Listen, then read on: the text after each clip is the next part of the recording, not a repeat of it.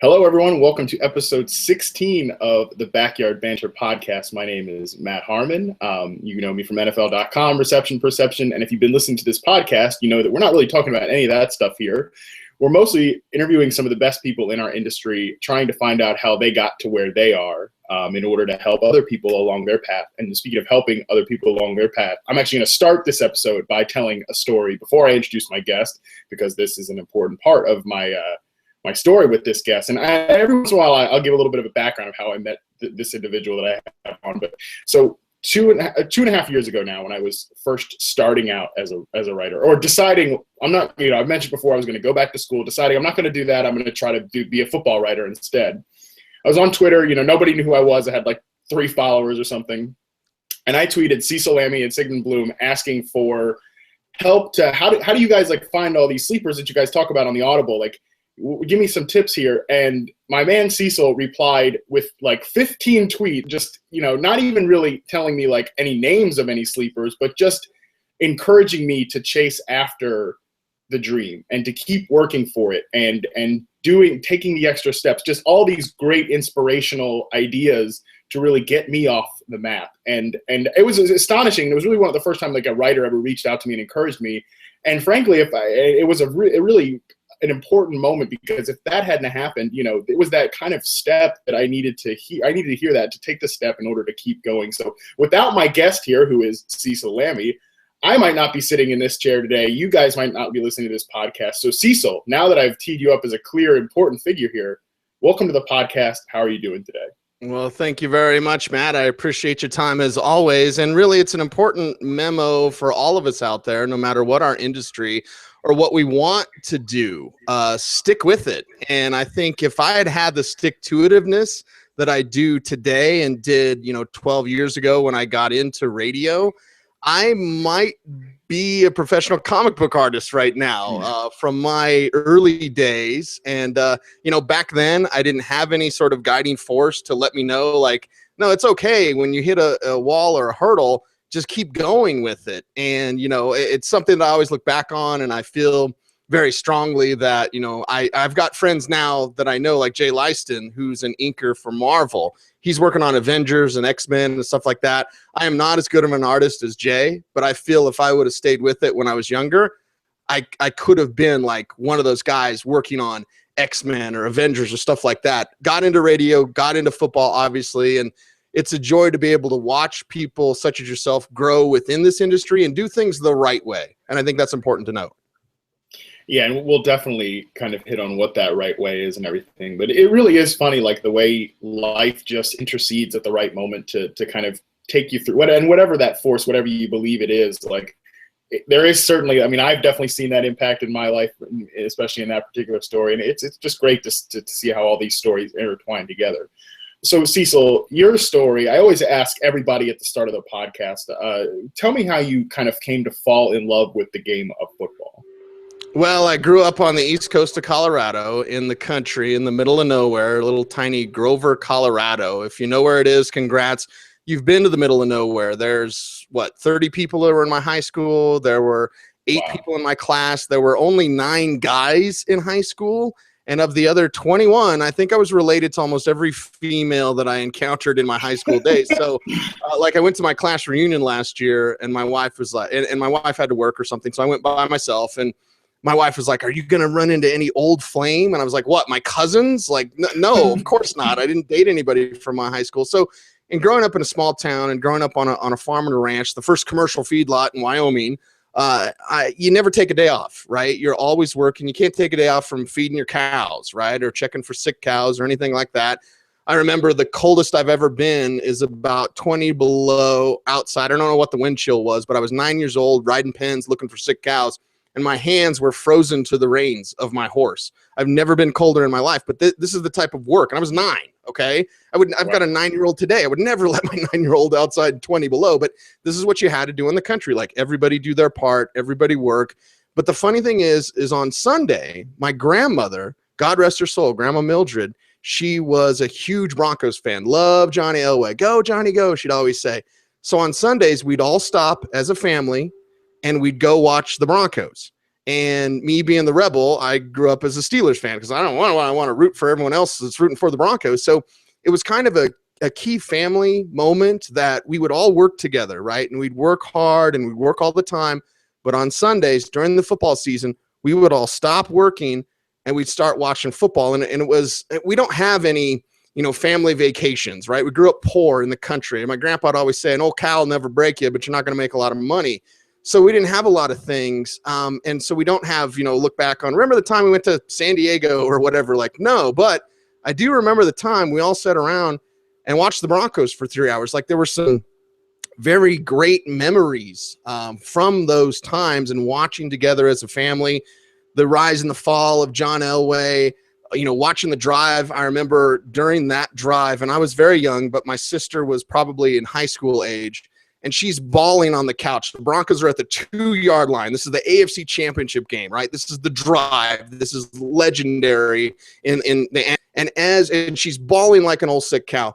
As the Broncos go from their own 2-yard line, they drive down the field in 2 minutes, and John Elway throws that touchdown pass to Mark Jackson.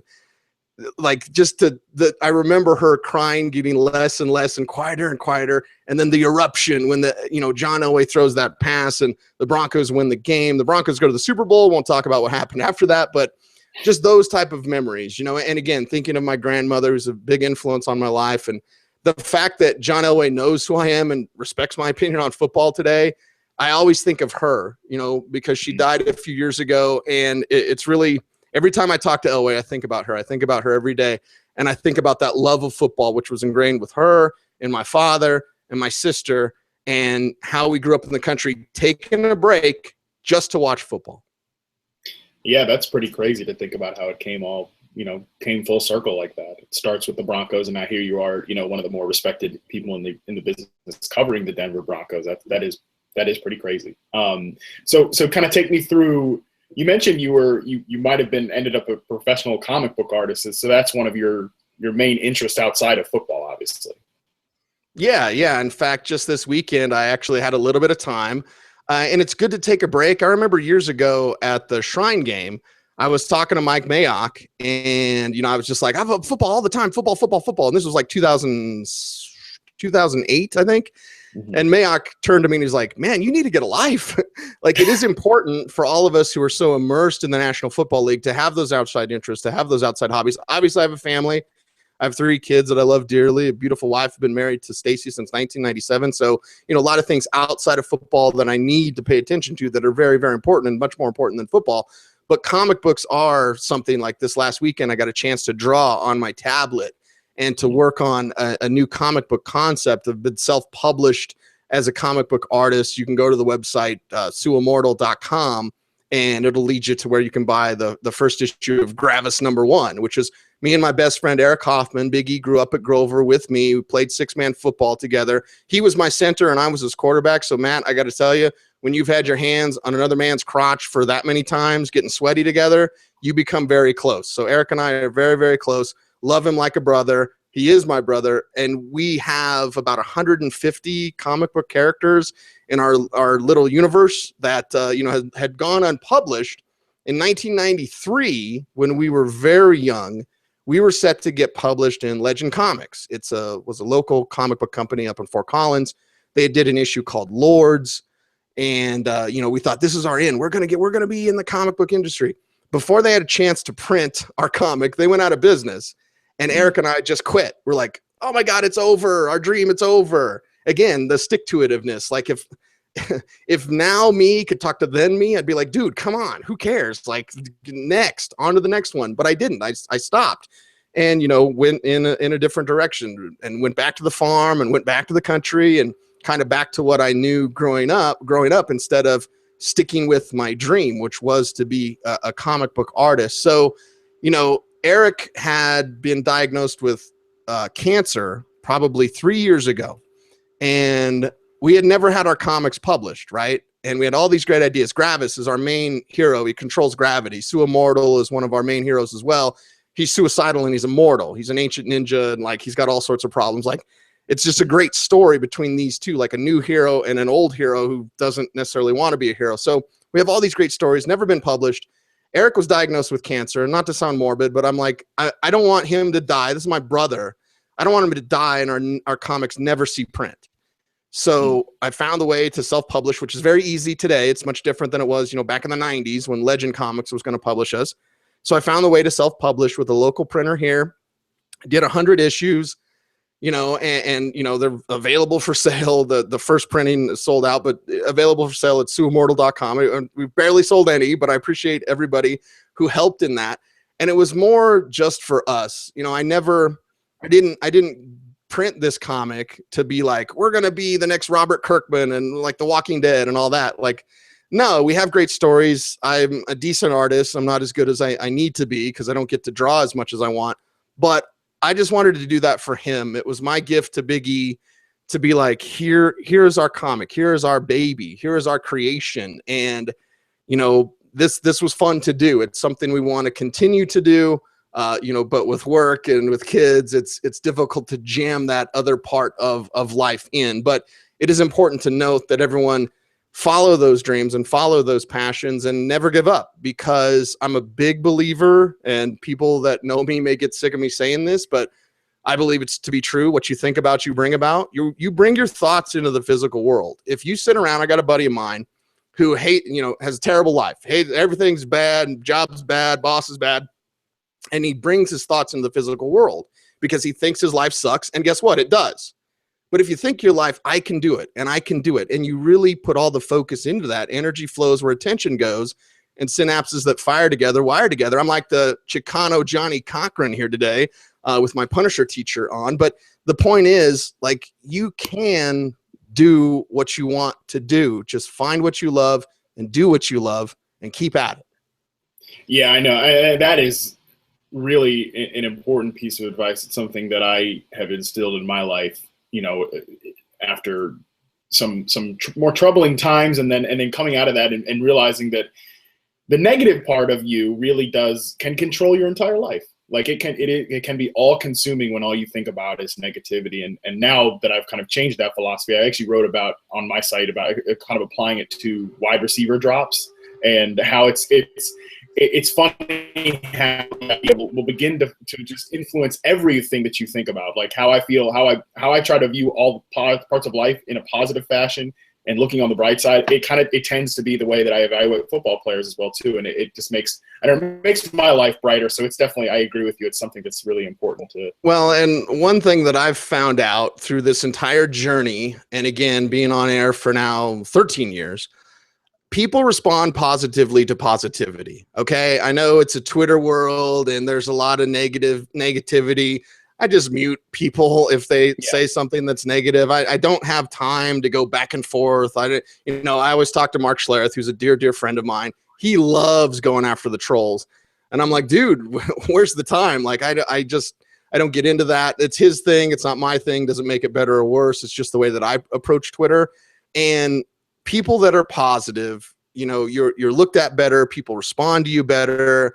A nice smile. I just went to Starbucks before we got on air here. I always buy in the drive-thru for the people behind me. Like, I don't care. Like, I want you to have a good day, because if you have a good day, you can influence and be positive to the people around you. And that's what all of us can do. So a little smile, a little, hey man, how's it going?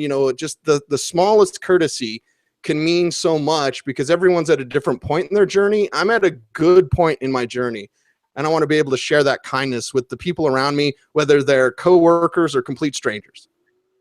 Yeah, and that is really important, just because what the good that you put out in the universe does come back to you in some way. And whatever you believe that force is, or whether there's no force at all, it's just the general idea that, it comes back around.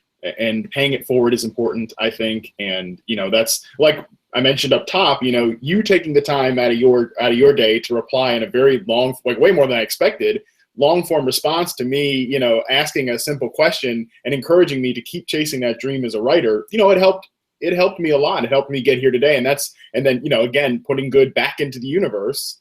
That's why I want to do this podcast. So that's why, peel the curtain back here, Well, obviously. and But you give me too much credit, Matt, because it's you. It's you, well, man. I mean, it's me like nudging you a little bit, but it's you. It's your work. It's you being different. It's you being a standout performer and a star with what you do. I've given advice to people that have done nothing with that advice, and I've given advice to people that maybe get a little bit. I don't want to get too specific, but they get a little bit of success, but they don't. They'll ask me for more advice and then they'll go against it and then things will fall apart. I'm not the key master, but it's all you. It's your intention. It's your focus. And I guess the best way for me to look at it is it's just good to be good. Okay. right. It's nobody wants to be an asshole. All right. And I hope I can cuss on this podcast, but Yeah. it's I think don't be an asshole has probably been said in like 14 of the 16 episodes now. Okay, it should just be on network TV. Just put it on network TV, okay? But the bottom line is, like, I'm not looking at this as any reward. I didn't reach out to a young Matt Harmon to be like, one day this guy's going to be NFL.com. He's going to be a budding star.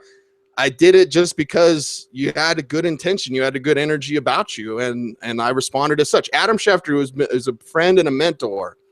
The dude responds to everybody like that. I mean, if there's one thing that I need to work on, like when I get emails, I need to get back to people a little bit sooner because everybody's busy. Schefter is the best in the world at getting back to you like that. You send him an email, you send him a text, like he responds to you instantly. So one of my mantras in life is, what would Adam Schefter do? So whenever I have a problem or encounter something, I'm like, well, what would Adam Schefter do? Would Adam Schefter spend time with trolls on Twitter? No. So I'm not going to either. Would Adam Schefter get back to everyone and be a kind force in the media? Yes, of course. So then I want to do the same thing. Adam was very gracious to me, a young guy that he, didn't know much about fantasy football when I met him about a decade ago. He forgave me for wearing a Tech 9 shirt to the studio the first time I met him, as I told you off the air. And he's been a great influence on me, such a positive spirit, a positive force. And again, I remember going to the Pancake House with Adam Schefter when I was like, let's say 2 years into this thing, right? And I was barely on the radio, whatever, once a week, a couple times a week, I was on the radio. And I went to the Pancake House with Adam Schefter, and Adam's sitting there. He's like, what do you want to do? And I believe I just started with Football Guys at the time. So this is like 2005. And I said, I wouldn't mind having a fantasy article in the newspaper. And Adam goes, hold on. He takes out his BlackBerry. Blah, blah, blah, blah, blah. Yeah, David. Yeah, this is Adam. Yeah, I'm sitting here with Cecil Lammey. He wants to do a fantasy in the Rocky Mountain News. Yep. Uh-huh. Okay, good. Bye. Click. You got a job with the Rocky Mountain News. Like that. He got me a job with the Rocky Mountain News, actually made a little bit of money. And again, it's not about the money. It's about the journey and what it builds on. And just that type of stuff with one phone call. Adam was like, yeah, you're writing a fantasy column for the Rocky Mountain News. So that's just cool. And, we look back at the journey of all of us. It's about the process of finding that path. It's about the journey itself. It's not about the end result or the end destination. People ask me, what's the end game? You know what I mean? Like, what is it? Well, I'm living a dream every day. So like my end game, which I could say was like, be on ESPN every day. Sure. That's a nice end game. It's fantastic. I'd love that, but it's the journey. It's the today. Don't forget about today, and don't worry about the past because it's in the past. And look towards the future, but make sure to enjoy the moment. Yeah, that's absolutely true. And speaking of journey, and I am going to take you a little bit into the past here. So before the whole thing with Adam Schefter happens, tell us how you got started in radio. Like, you make the transition from the things don't work out with the comic books. How do you get from there to radio? Yeah, well, I was, going back to the farm, going back farming, riding tractor all day, or riding swathing hay, baling hay, working cows, stuff like that. And I'd listen to sports talk radio all day, Jim Rome specifically. Mm-hmm. And so, I got up the balls to call in to Jim Rome, wait on hold for 2 hours for have him hang up on me in 30 seconds. And I loved it. I loved every second of it. After a while, when my wife and I had moved from the country to the city, and, I didn't graduate from college. I was a farmer. You know what I mean? I'm a blue collar guy. So I got a job as a landscaper. When the snow hit in Colorado, there's no grass to cut. So I had to find a job as a machinist, and, making $8 an hour or whatever. So making firefighting equipment in Arvada, still listening to sports talk radio all the time, still calling into Jim Rome, like hiding behind my machine and calling into Jim Rome. And I'd gotten a few huge calls of the day, which if you're a clone, like that's the big thing when he highlights your phone call is the best of the day. So I had a few huge calls of the day. And one day in 2003, Andy Lindahl, dear friend of mine. I love Andy Lindahl. Him and John Turk were on the air on 760 The Zone, and they were talking about fantasy football, and it was terrible. Okay, Andy, I love you, but it was terrible. It was terrible. So I had called in, and I'd take my lunch break, which was supposed to be 20 minutes. So I called in, and I've been playing since 1993, fantasy football, blah blah blah. They had kept me on for 2 segments, which as a caller is very unusual. Most of my calls last about 90 seconds, and then it's on to the next one. But they kept me around for 2 segments to talk about fantasy football, and I was telling them why Musa Smith was the back to watch, not Chester Taylor in Baltimore, stuff like this. So I'm overdue on my lunch break, right? And I'm all nervous. I'm going to get in trouble because I had gotten in trouble before for, hiding behind my machine calling in Jim Rome. So I just go back to work. I don't have the radio on. I go back to work. I've been here the whole time. Like, of course I wasn't over on my lunch break.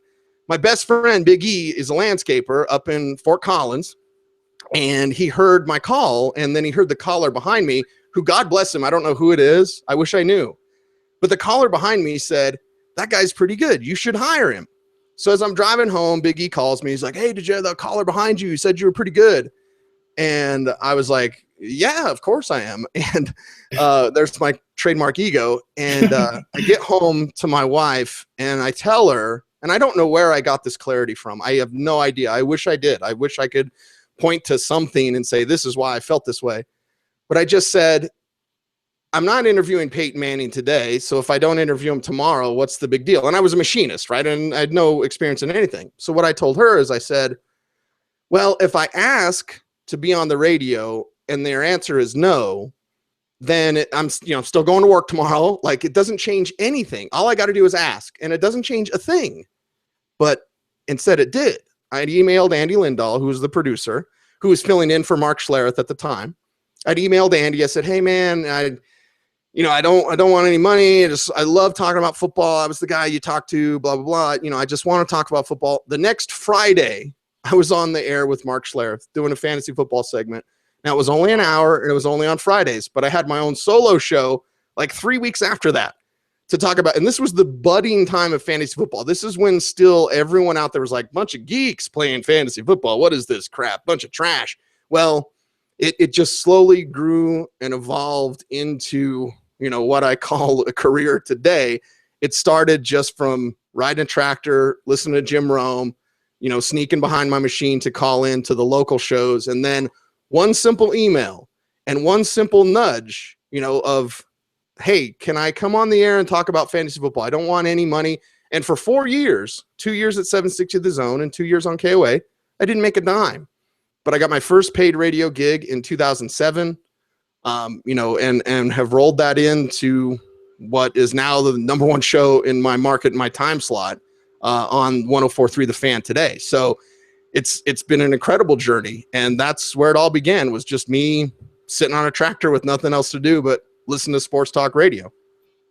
Yeah, isn't it crazy, that idea of, well, what do I have to lose? That can be such a powerful momentum changer in your life. I know people are so afraid of no. People are so afraid of being disappointed or being let down. It's like, it shouldn't matter. Like, what matters is your family. What matters are your children. What matters are your friends that are close to you.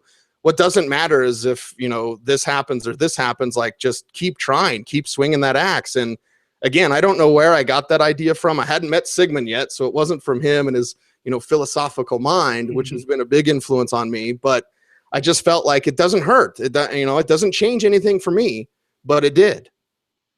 Yeah, it is crazy. And but it's like you mentioned, Cecil, with the idea of, and, I call it like negativity bias and emphasizing negativity. Like, sometimes when people hear no, they just can't rebound from that, and that no sticks with them, and it keeps them from putting their neck out again or what have you. And it is something that, like, especially when you're young and you're starting out, it's intimidating. It can be intimidating. And I think just listeners out there, if you're an aspiring writer, take it from that example that we've all been told no before, and you just have to put ego. Put ego aside, and also to stay patient. I think what I told you in those series of tweets, which I do remember, I think, I ended with like, just be good to people and be kind. Adam Schefter told me years ago, he said, see those interns behind the glass? He's like, they'll be program directors someday. Like, you be nice to everybody in this business. Schefter, again, a big influence. And again, staying patient. Like, I remember when I first got in and I would talk to people, like big name people that were on the radio, and I would learn through just talking to them, like, wow, they don't know anything about football. And I would think, like, I would sometimes get frustrated, like, I should have a show. Or we'd go through the off season, right? Because I was only on during football season, but several things happened in the off season, and I wouldn't be on the air early on. And it would be frustrating. Like, I should be talking about this. Well, guess what? I just stayed patient. I kept my mouth shut. I didn't talk trash about anybody. And now I am the guy that talks about it. I am the guy that, goes to the Shrine Game and Senior Bowl and all that. I'm that guy that I wanted to be, because you think about it and you bring it about. You bring your thoughts into the physical world. And also, people respond positively to positivity, but negativity, it compounds. Positivity can compound as well, but so does negativity. It's your momentum. It's your direction. And when something negative happens to you, you have to have the ability to turn that into a positive, or to take the best out of it that you can, and then to dissipate that negative energy. You can't let it build, because everything is energy in this universe, and everything is momentum. And if you build positive momentum, you'll stay going in a positive direction, even if negative things occur. Couldn't have said it better myself. Very true. So Cecil, take me back a little bit for how you mentioned Sigmund and getting hooked up with football guys. I mean, obviously I still work at Football Guys. We're colleagues there now, which, believe me, is still the coolest thing in the world for me to say. So to take me through that part of the journey a little bit, because I know, like, you and Sigmund, he puts it to me like you guys have been professionally married for a number of years now. Talk a little bit about that relationship. Well, I'll tell you how the Audible started, and I thank everyone out there for listening to the Audible and subscribing on iTunes and all that. But Sigmund and I had debated in the Shark Pool. We're both Steelers fans, and when I was on staff in 2005, Sigmund was in the Shark Pool. I think we were debating Willie Parker, right? Mm-hmm. And I was like, Willie Parker, you can do this, you can do this. And Sigmund was like, he's only Amos Zaraway. Like, all I see is Amos Zaraway. And I was like, you're wrong. And it was this very heated debate, but it was also very, above water. We didn't get personal or anything like that, like message boards can be. We just kept it civil, but we had this heated debate about Willie Parker and is he Amos Zaraway, or could he be more than that? Well, Sigmund was hired in 2006, and to congratulate him for being hired, I just had called him. I had been tasked by Joe and David. We had a meeting in Vegas. It was back when it was every other year, Matt, before your time. And we had a meeting in Vegas. It was my first Football Guys meeting, and they said, hey, we want to do a podcast. Cecil, you're in radio. Figure it out. And that was it. That was like, figure it out. So when Sigmund got hired, I called him up on the phone, and he's in Austin. I'm in Denver. We talked for 3 hours like we were, best. Did we just become best friends? I mean, just like we had talked like we had never missed a beat. And as the phone call ended after 3 hours, I said, let's do this. Let's make this the show. Like, our phone call should be the show. So I had called him up. Okay, we're going to do that. What's it going to be called? I wanted to be called the Zone Blitz, right? And we had some discussions on our Football Guys staff message board, like, what's it going to be called? And Jeff Pasquino had named it the Audible. He's like, it's the Audible. I was like, the Zone Blitz. And he's like, no, the Audible. It works two ways, dummy. He's like, it's the Audible. I'm like, Zone Blitz. But it was voted as the Audible. So I was like, damn it.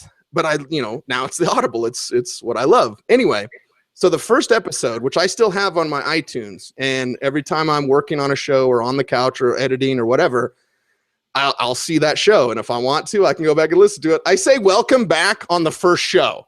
All right. Hey, welcome back to the very first episode of the Audible right here. And, I bash baseball in like the first 3 minutes. So it's like classic old me. Acceptable. There you go. But the first episode, Sigmund was on speakerphone, and I had put the tape recorder. You don't even know what that is, Matt. Recorder next to the phone. But because it was too close to the phone, there was this feedback. So I said, hey, Sigmund, we got to do it again. So I just speakerphone, tape recorder a little bit further away. Something happened during that. I had to do it again. We did the first show 3 times. Maybe that's why I said welcome back, because we did it 3 times. So I took the cassette, put the cassette onto a CD. This is 2005. took the cassette onto a CD, took the CD, put it on my computer, put it into one of our servers at Football Guys that, told iTunes it was there. We got on iTunes, and, I think the first year we did like 100 and some episodes. And then following that, we got into, I think one year we almost did 400 episodes. But we got into a rhythm where we're doing like 250 to 275 episodes per year. There's like 10 episodes per week during the regular season. And then during the off season, like it's just grown and evolved so much. But it started with a phone call, and that became a phone call recorded on a cassette, which then became now what we do much easier through the power of the internet. But that's how the Audible started. That's how Sigmund and I were introduced to each other. The first time he met me, he gave me this big hug. And and especially at that time, I wasn't necessarily a touchy-feely person. And like, I just met the guy, and he's just giving me this, and not a bro hug either, with the arm in between, like just a big hug. That's just who Sigmund is. Yeah. And ever since then, it's been, game on, and so much fun to do the Audible with him for over a decade now.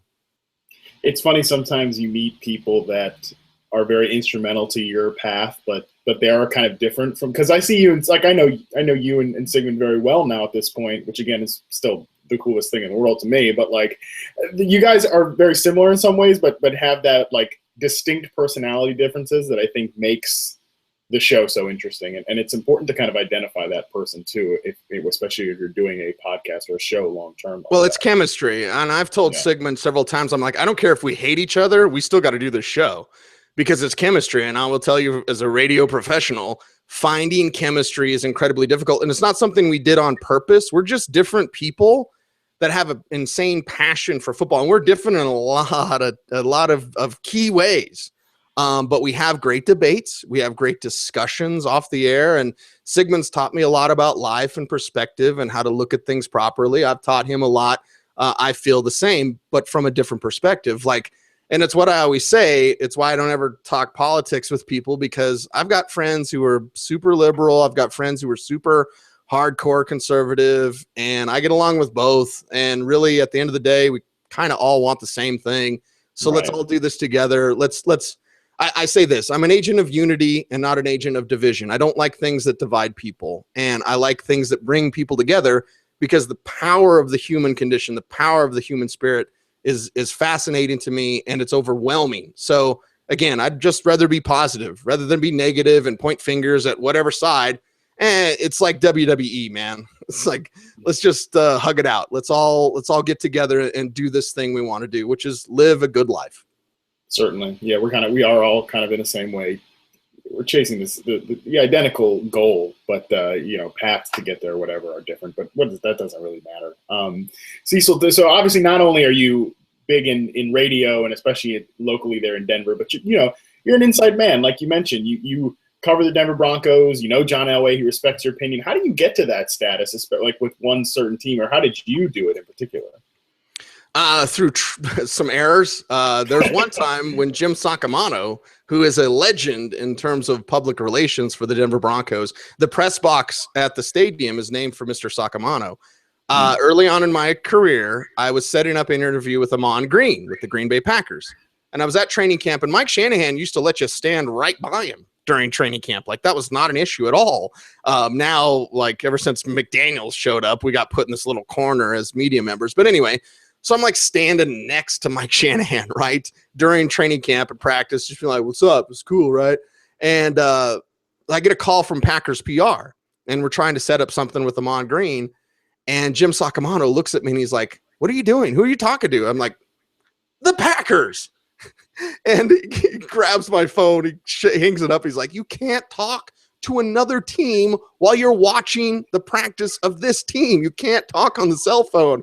I was like, whoops, and I was all embarrassed. But Mr. Sacamano and I are dear, dear friends now. I love and respect him, and hopefully he does me as well. But, just being there, doing the work, and being positive. Again, going back to that, I don't blow bubbles at the Broncos. I'll have to clean that up for podcast purposes. I don't blow bubbles at the Denver Broncos, but I will talk honestly about what they're doing, both good and bad. But because I maintain a fairness to what I say, teams will take issue with what you say. I got in trouble with the Rockies like a week ago. All right. About a week ago, talking about the Rockies. And I had mentioned I like their general manager, Jeff Bridich, but I think he could be a little friendlier on the radio, which is true. He doesn't really warm up during the interview process. The Rockies had reached out to my bosses and were like, why is he talking bad about the team? Like, so teams know what you say and when you say it. But the fact that I can stay fair in my analysis of the Denver Broncos and emphasize what they're doing right and what I feel they're doing wrong, that earns you a lot of respect. Of course, knowing former players like Mark Schlereth, like Tommy Nalen, former Broncos, Terrell Davis and I are very close now. Like, I love TD. I love that guy. So just kind of being cool by association, but just doing it for the right reasons. And one of the big things, I've always thought this, why did Mark Schlereth help me? Like, why did Adam Schefter help me? Why? I'm just, some machinist, right? Some dude from the country who just loves football. Why did they help me? Why was it me? The answer that I've found is I didn't ask for anything, right? When Adam Schefter and I were at breakfast and he's like, what do you want to do? I was like, write a column for the newspaper. That wasn't really asking him, right? Because you don't approach an Adam Schefter and be like, can you get me a job? Can you get me a job on NFL Network? Can you get me a job right now? Can you get me a job on ESPN? Can you get me a job? I didn't ask for that. I just want to be cool. Just want to hang out. Like when Stink and I would go have Starbucks, right? When I first started in, and I get to sit around and drink coffee with Mark Schlereth. Hell yeah. But I didn't ask him. I wasn't like, hey, you going to get me on ESPN? I didn't even joke about it. You know why? Because I didn't care. Because my passion was talking about football and being around football. So really that to me is a great point to emphasize as well. Like, do what you do it really well, and then don't ask for anything. And there will be a cool by association. There will be, ways that you can work your way up just without the annoyance of being like, don't be that guy. It's not don't be that guy Friday, but don't be that guy that annoys people above you by asking, can you do because people think, oh, it's easy. I can be on the radio. I can talk sports. That's easy. Do it. If you think it's so easy. It takes a lot of work, a lot of dedication, and just staying patient and staying positive.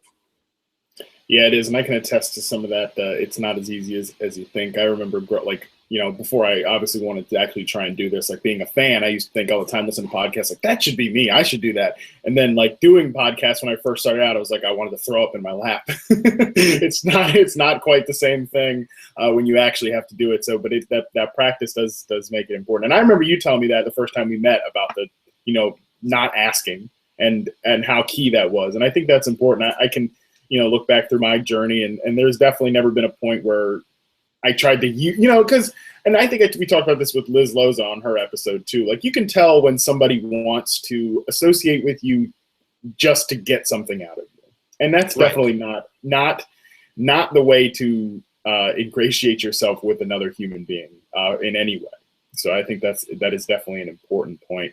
You mentioned, Cecil, a little bit about like associating with players. And there's one funny story about Monte Ball calling into your radio station that I want you to tell that story real quick, just because I think it's funny. It kind of shows that they know what you're saying, sort of thing. Right. Well, with the draft coming up, it's very fitting. I was on the air from New York City, and when Monte Ball was picked by the Broncos, and I felt it was a horrible pick.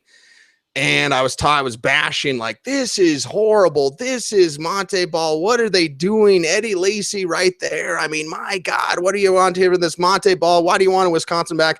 Just railing the guy, right? My producer, again, I'm in New York City, so I'm not in Denver. My producer says in my ear, Monte's on hold. He wants to talk to you. And I was like, to the famous Dave's Barbecue Fan Hotline, Monte Ball, ladies and gentlemen. And Monte was a good sport for that. He was, decent with me after that. Other players get mad when you talk bad about him. I've been hard on Ronnie Hillman. Ronnie Hillman and I used to do a secret handshake out at training camp because he came from San Diego State. I love the Aztecs, man. My son is visiting there. My son is a high school quarterback and football player. He's visiting with the Aztecs this summer. Like, I love San Diego. I love San Diego State. And, Hillman comes out. I'm like, this is the guy. And he goes through practice and he looks amazing, especially his second year. Looks amazing. And I'm telling everybody, this is the guy, Denver. This is the one you want. And he goes into preseason. He fumbles 3 times. 2 of them return for touchdowns. And ever since then, like, it's been downhill for me and Ronnie. So we used to go from doing a secret handshake every day, like, what's up, bro, hug, talk about, whatever new hip hop album was out, to now, like, yeah, we don't really talk. I'm not going to say he doesn't want to talk to me, but it's probably not his favorite thing to do, especially with the emergence of CJ Anderson. CJ heard me in 2013 when I was watching practice, and I said on the air, CJ Anderson's the best back here. Like, I know they got Monte and Ronnie's here and McGahee, but I was like, CJ Anderson's the best back here. I just interviewed him after he signed the offer sheet with the Broncos on the air on the Fan, and he brought that story up. He said, you were the guy that was on ESPN radio saying CJ Anderson's the best one in Denver. So him and I are incredibly close. Like, we are great friends. I don't want to say best friends, but we are great friends. And it's something that, I didn't say that about CJ Anderson so him and I could be great buddies. I just saw it and just got me excited. He was really cool. So, hey, CJ Anderson, next thing you know, he's a Super Bowl champion. It's been a great story. Yeah, it absolutely is. And it's been cool because I remember, listening to the Audible, obviously, back then, like you guys consistently touting CJ Anderson and you are obviously there and get to develop that relationship with him. And it's cool. And you see people in the business, I'm not going to name any names, but you see people in the business like get tight with players because they think it makes them look better or, it improves some just whatever. Again, using another person for their own personal gain is never cool. But, it's like it's not quite the same thing. But like with Allen Robinson, like, obviously I pumped the guy up for the whole season, whole preseason, probably contributed to driving up his ADP in fantasy like 4 rounds. And then at the end of the year, like he followed me back on Twitter and, DM'd me and was like, dude, thanks for all the support. And I was like, what, are you kidding me? Like, don't thank me. I didn't do it. Thank you for being awesome. I mean, I probably have a job because of you. So yeah. And, now like I was tweeting about him the other night and he was going through and liking all my stuff. And, it's not any sort of thing that it makes me better or same with you and CJ, like, but it's just cool because and this is something I've always appreciated about like you and Sigmund, like it's not about us, it's about, it's about the game and it's just cool to be part of the story. Glory to the players, glory to the game. I mean, it's about what they do. And I think from a fantasy lens, and again, I'm not going to name any names, but there are people that couch everything that they say. Well, he could be good, but he could kind of be good, but I don't know if he's good. I think he kind of stinks, but he's kind of good. Right. Or there are people who are so afraid of being wrong. And when something happens, like I'll bring up an example of CJ Anderson's foot and turf toe injury from week 1 and how CJ Anderson, who I had said, hey, this guy could lead the league in rushing. CJ Anderson easily in the, you get to the second half of the first round of your fantasy draft, take a guy who's going to lead in the Kubiak system. It's perfect. Right, and then he gets hurt and everyone's swarming. Oh my God. And CJ had to, leave Twitter for a little bit because of the negativity that was coming down on him. I sent him a picture during the bye week, and you can go back through my Twitter timeline and see it. But I had bought a CJ Anderson jersey during the Broncos bye week, and I was outside the team store, and I just took a selfie with me and my CJ Anderson jersey, and I texted him that picture, and I said, I believe. And it's not me. I didn't turn CJ Anderson's season around, but I just wanted him to know that he had my unnerving support. Like I was always going to be there for him as a friend, not just as a radio guy or fantasy, whatever. And as we saw, second half of the season, what did he do again? He blew up again, led the league in rushing in the postseason. Like all this stuff was a key instrument, the only thing they could do on offense, basically in the Super Bowl. So, it's just, again, going back to being positive. I know that I'm going to be wrong about players. I'm fully aware of that. I will talk about how I missed on Dan Lefevre or whatever. Like, how am I wrong about players? I learn more from my misses than I do from my hits, but I'm never afraid to be wrong. I don't want to be wrong, obviously. For people to respect your opinion, you want to be right more than you want to be wrong as a fantasy analyst, but you have to go in knowing that that's just part of the game and things are going to happen outside of your control. One of my other mantras in life is control what you can control. If I can't control it, well, whatever. Now, again, you want to put in the research, you want to put in the time, you want to be very thorough with your analysis, but don't be that guy who is, I'm always right, I am never wrong, or so afraid to be wrong that you couch everything and you can play it either way. I thought it would be good and he was, or I thought they'd be bad and he was. Like, you're not the story, bro. You're not the story. The player is the story. The season is the story. Like, you are not the story. The player is. And I wish more fantasy analysts were like that. Yeah, I totally agree. And that is definitely like something I've learned from you guys that I've tried to bring into my work now at NFL.com. But like, it doesn't matter. Like it's about them and this is their story and we just get to be a part of it. And that's why when you see, fans get get so mad about this or that. And like, I remember there was one specific example, like when Allen Robinson had like one catch for 4 yards and a touchdown and it still got the touchdown. Like, give me a break. Don't be greedy. Like, you know, against the Colts in the fantasy playoffs, I had somebody tweet me like, how do you think your boy Robinson feels about only getting one catch in the fantasy playoffs? I was like, well, for one, I don't think he cares that it's the fantasy playoffs. Like, they won the game, you know? So, right. And it's just, again, like, we're not the story, they are, and it's just cool to be a part of it. It's some little small fraction of it, and I think that is a very big perspective to take from. Don't half step. Sorry to cut you off there, Matt, but don't half step. And I think there's a lot of people, maybe not a lot.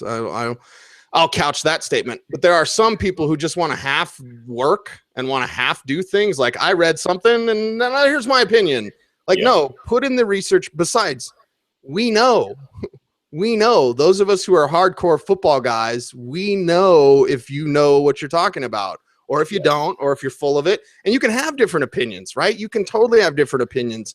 And that's fine, but have some, you know, facts behind it or opinions behind it and be able to support those. And it's wonderful when you can get in a debate. Matt Waldman and I argue all the time, and it's you guys awesome. argue about running backs every exactly. And you know, we got some hits, we got some misses. Like, it's great. The back and forth is wonderful because I respect the hell out of Matt. I respect Matt so much, and I know he's doing the work. He knows I'm doing the work. And then let's talk about it. Let's see what we've seen, and then let's discuss it. I think it's fascinating, and it's something that you can respect because, you know, from my point of view, I know Matt's putting in the time, man. I mean, you have 1,500-page rookie scouting portfolio. You're putting in the time.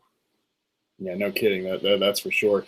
And Cecil, that kind of does naturally transition me into one thing I want to ask you next. Like, speaking of work, you're a man that wears, you know, many hats. Like, you cover the Broncos as like a beat writer and an insider. You're on the radio, and you're also doing, you know, fantasy work for football guys. And I know you write for Bleacher Report and other places like that. How do you take all that time out of your day, and how do you kind of sparse that out in order to, you mentioned, you know, still pay attention to your real life too? Is that ever a struggle, or how do you manage that? Yeah, it's definitely a struggle. I mean, I have 3 kids who deserve all of my attention. They're way more important than I am, and they're way more important than football.